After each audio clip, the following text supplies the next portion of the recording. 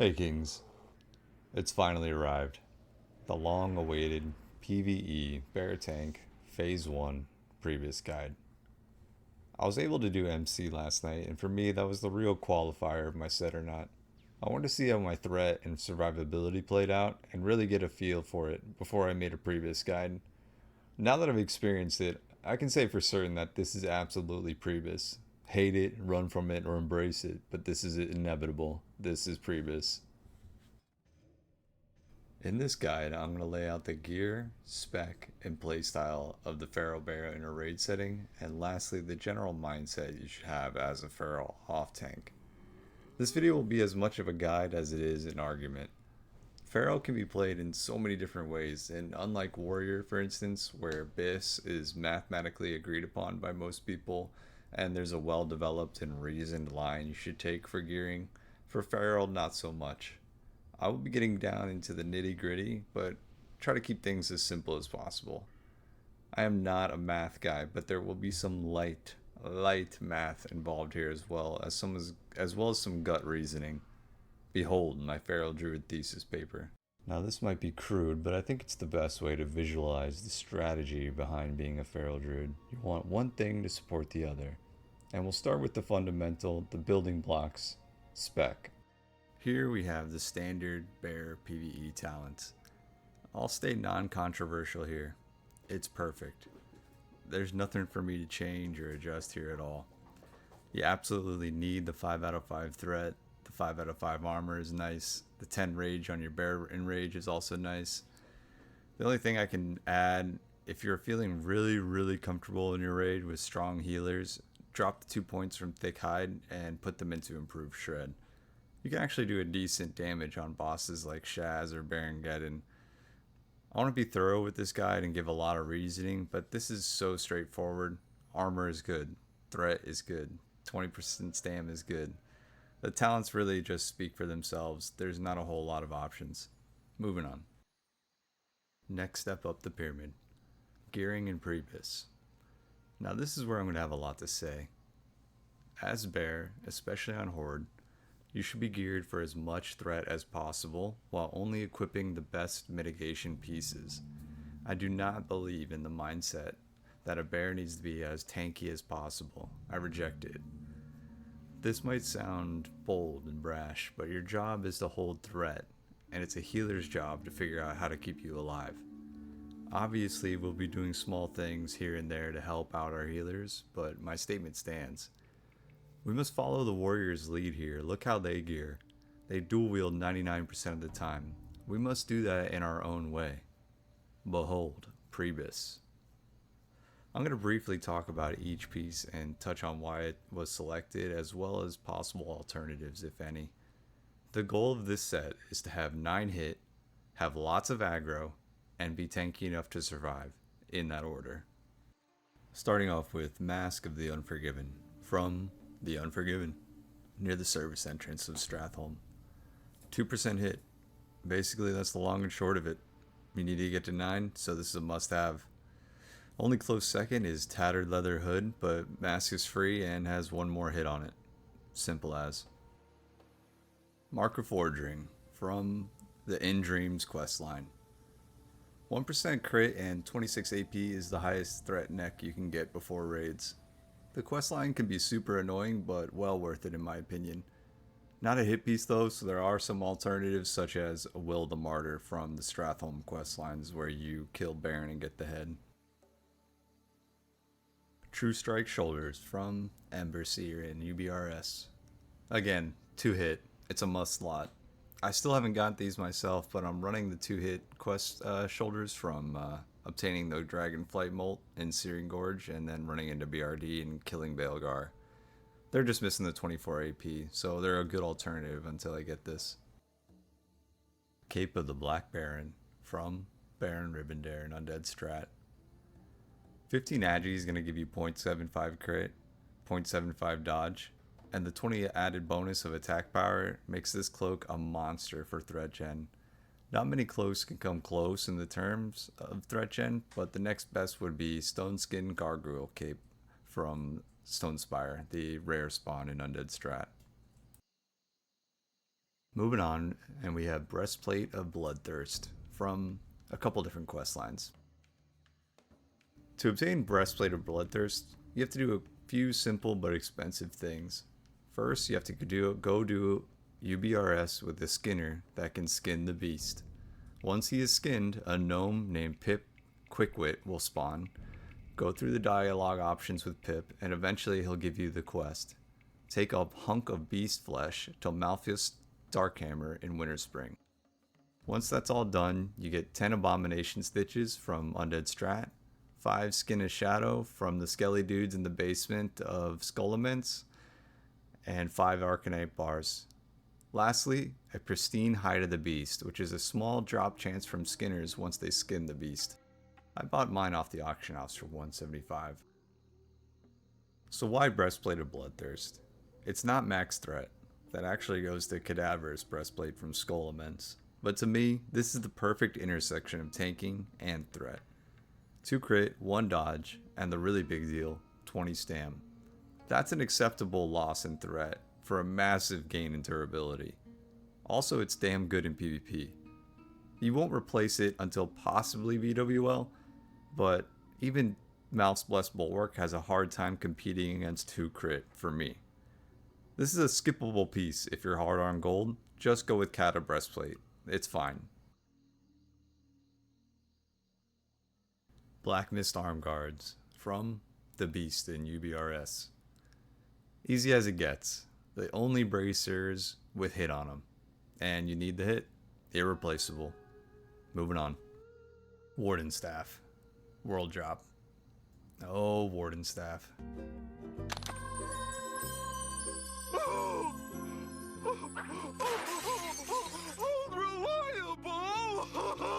Simply Bis.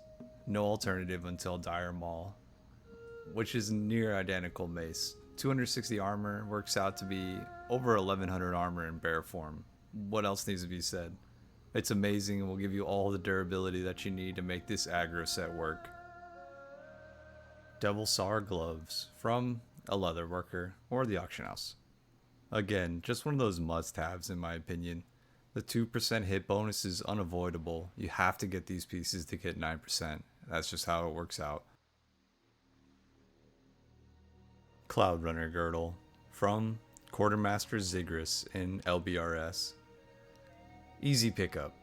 The armor and threat gen is insane. The perfect Pharaoh belt right here.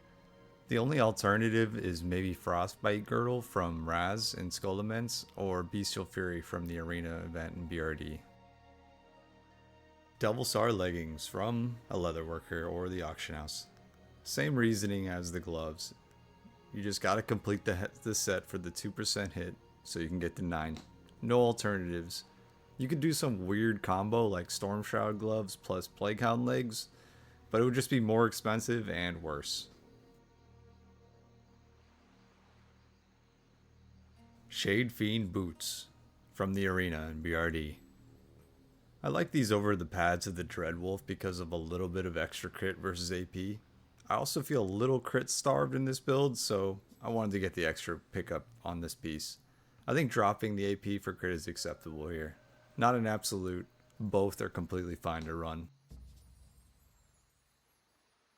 Here we have Thrall's Resolve, saving the Princess questline from BRD. It's just perfect. A nice little hit of stam and AP with a massive 150 armor. I think when you're riding the line of survivability, this is one choice that can make your healer's life a little bit easier. You could also sacrifice it for Painweaver Band, obviously more threat, but man, 150 armor is kind of crazy. Your choice. Blackstone Ring from Princess in Maradon. What can be said? One hit, 20 AP, some stam, it's great. And a must-have to get to 9%. There are no alternatives to this. An actual must-have. Luckily, it's pretty easy to farm or buy. Black Hand's Breath from the Oni Attunement questline.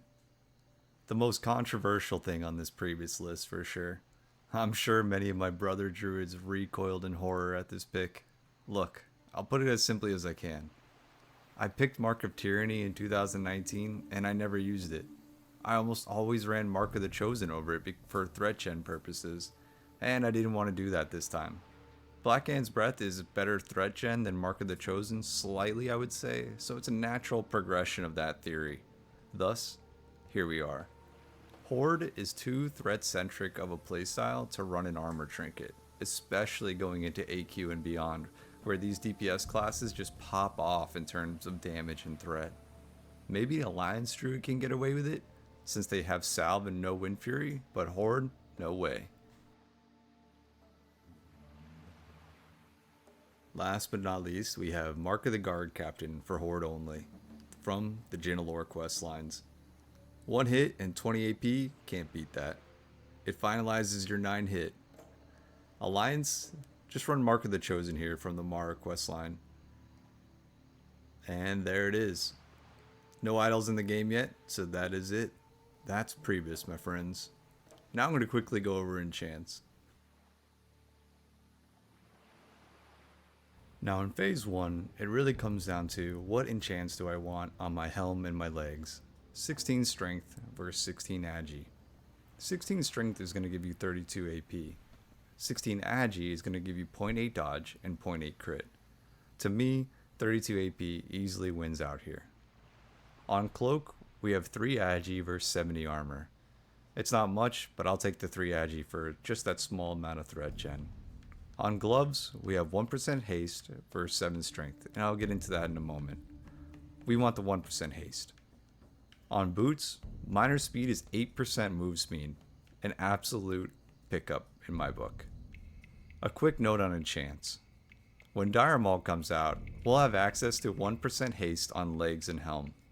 This will be better than 32 AP. People ask me why haste. And again, I'm not a math guy, so I can't prove this mathematically, but follow my logic here. All of our threat is tied to Maul, which is tied to attack speed.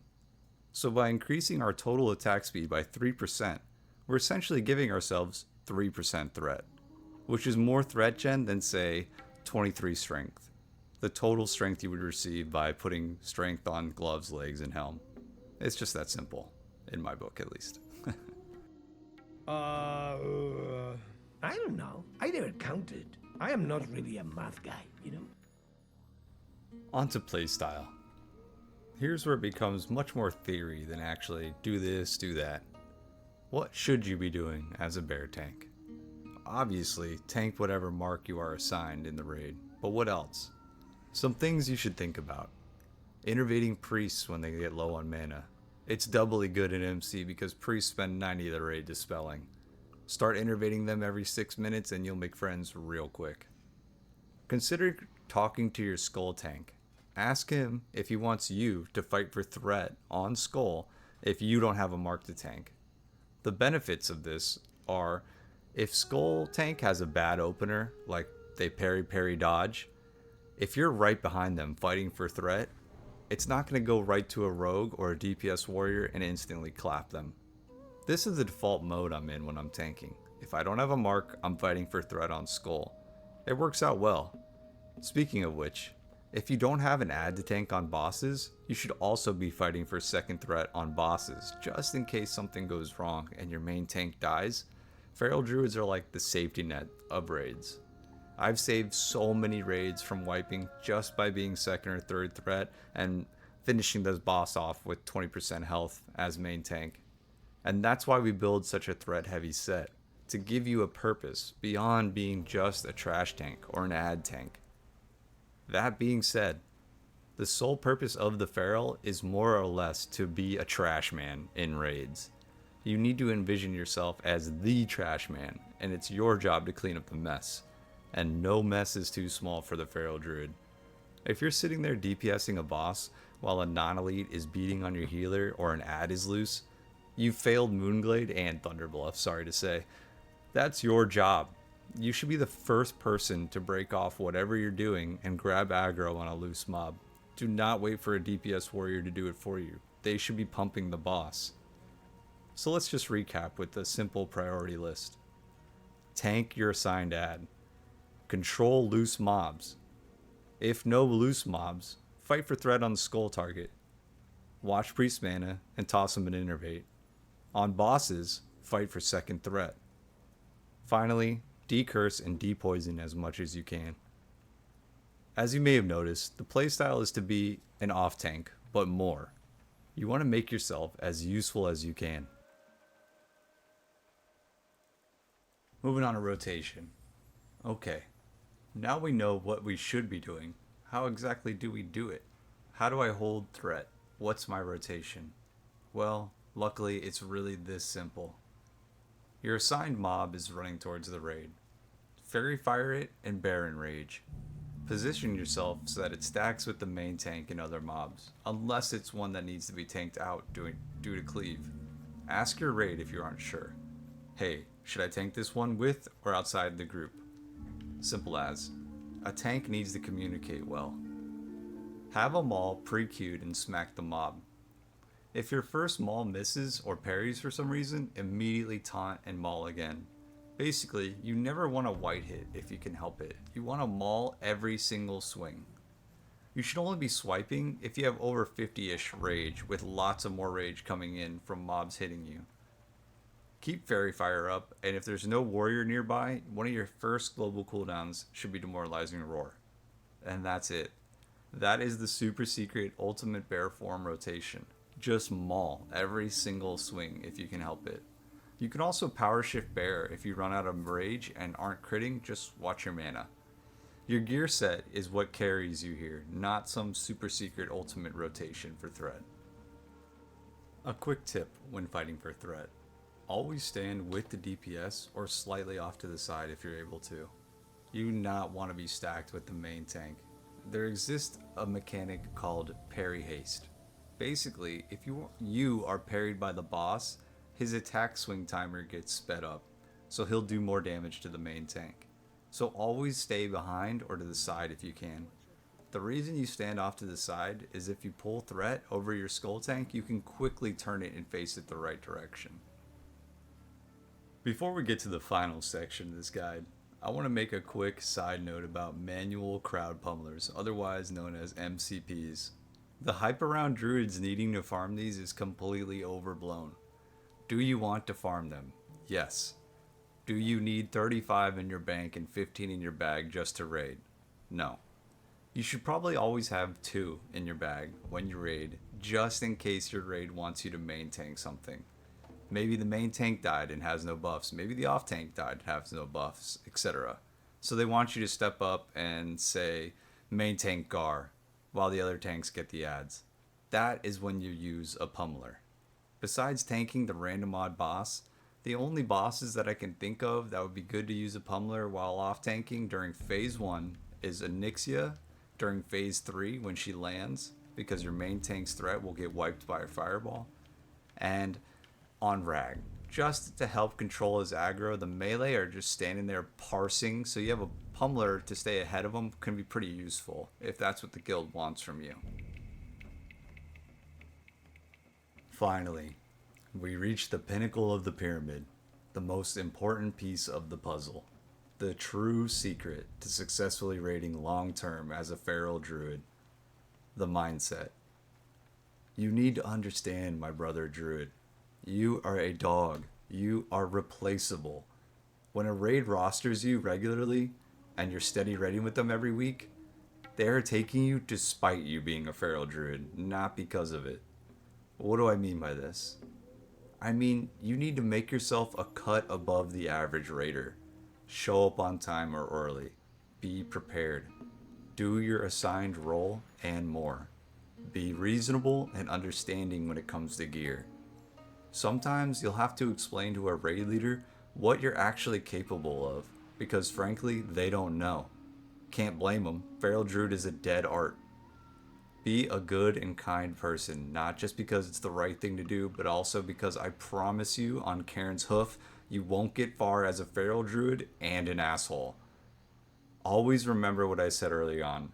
You are a trash man. You are there to do the things no one wants to do. Decurse, depoison, tank trash, tank loose ads on the boss fight, innervate other players, help buff, help heal when you have the mana. Become a respectable player who has mastered all aspects of his class. These are the keys to success for the humble feral. Find people who appreciate what you do and stick with them. It can be tough. When I first started on White Mane years ago, as just no-name Germanicus, I swear to you, every single raid I joined debated dropping me for another class like a Fury Warrior. It is what it is. Just get in the raid, lock in, and show them what you can do. A good raid will take notice of you, trust me. And in the spirit of being prepared, the last thing I'll show you is what being prepared for a raid means to me. What does it mean to be prepared for a raid? Well, here's what I think. You should know the fights and what you're doing on every fight, and be able to act on your own initiative without your raid leader telling you. Bring the right consumables. Bare minimum, this is what you have in your bags when you go to MC. 2 manual crowd pummelers, 5 elixir of the mongoose, 10 strength jujus, or 5 elixirs of the giants, 10 winterfall firewaters, or the AP jujus, 5 greater stone shield potions, 5 greater fire resistance potions, 5 free action potions, the 12 stam food or the 10 agi food, about 10 to 20. Lastly, maybe a Titan's flask. I'm too poor to afford one right now, but come BWL, I'll be flasking on every raid. And that is where I leave you, my druid brothers. I hope this guide helped you find your way. Please feel free to ask me anything in the comment section and I'll do my best to answer it. Good luck out there. I'll see you in Moonglade.